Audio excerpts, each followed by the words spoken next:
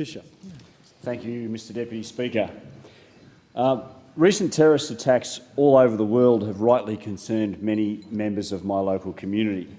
In particular, the tragic events that we've seen in Manchester, Jakarta, Stockholm and Nice have shown that terrorists will not restrict their attacks to the largest Western capitals. There is, it would seem, no corner of the globe that these terrorists do not consider a target.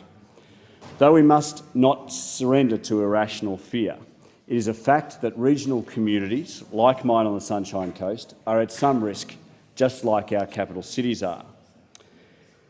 Mr Deputy Speaker, I understand that Australia's national terrorism threat is currently set at probable.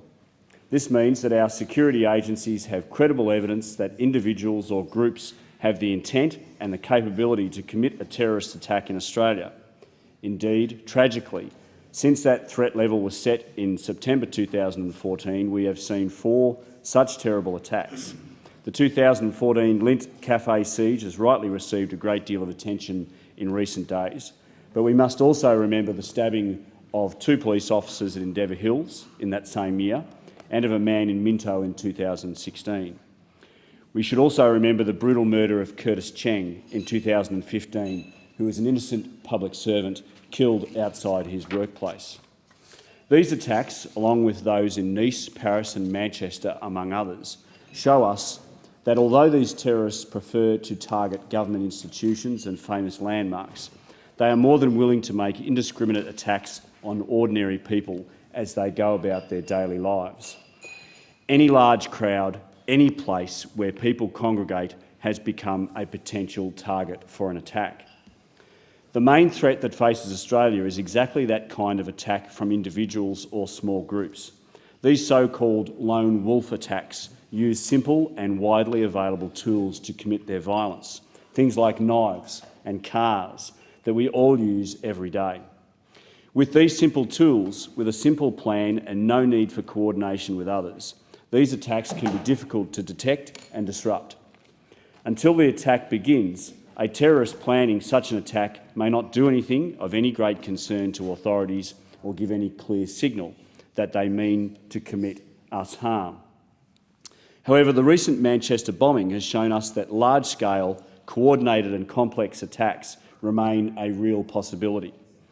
These coordinated attacks require particular knowledge and skills. Sadly, however, these skills can be all too readily acquired. They cannot act alone and they cannot pick up the required abilities in the ordinary course of life. These acts of terror are more difficult to plan, but the impact of a large-scale, coordinated attack on multiple targets is devastating and they must be avoided. That is why I believe our continued resolute involvement in coalition efforts in Iraq and Syria must be maintained. We must deal with these larger-scale attacks at their source.